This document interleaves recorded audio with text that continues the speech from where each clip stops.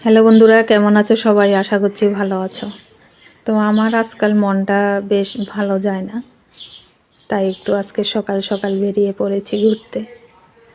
যখনই মন ভালো না লাগে একটুখানি বেরিয়ে যাই, একটুখানি ঘুরে আসলে মনে হয় মনটা অনেকটা ফ্রেশ লাগে।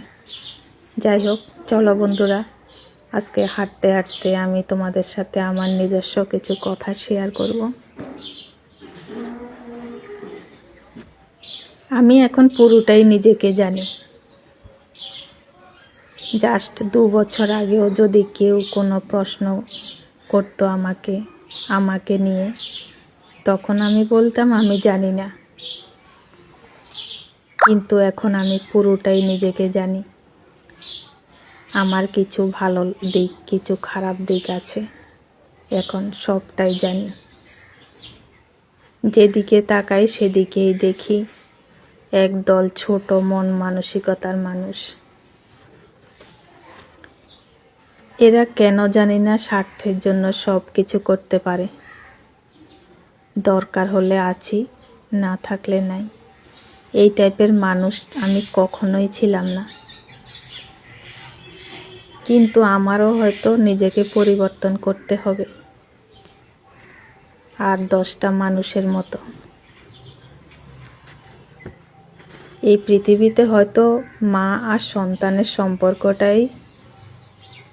সম্পর্কতেই কোনো স্বার্থ থাকে না।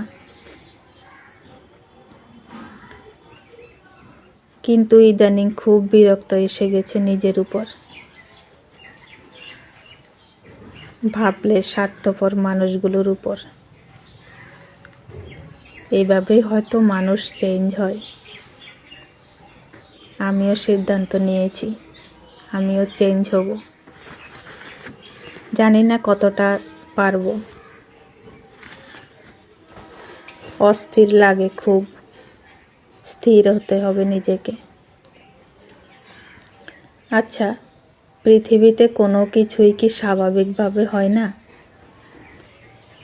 সব জায়গায় কেন এত অস্বাভাবিকতা? ধুর, বড় হলেই যত ঝামেলা। এই জন্যেই হয়তো মানুষ কৈশোরে ফিরে যেতে চায়, ছোটবেলায় ফিরে যেতে চায়। কিন্তু না, আমি অবশ্যই দেখতে চাই জীবনটা আর কতটা কমপ্লিকেটেড হতে পারে। সত্যিকারের ভালো মানুষকে চিনতে হলে তার মনোভাব এবং আচরণ দেখে নয়। ভুল বলে ফেললাম।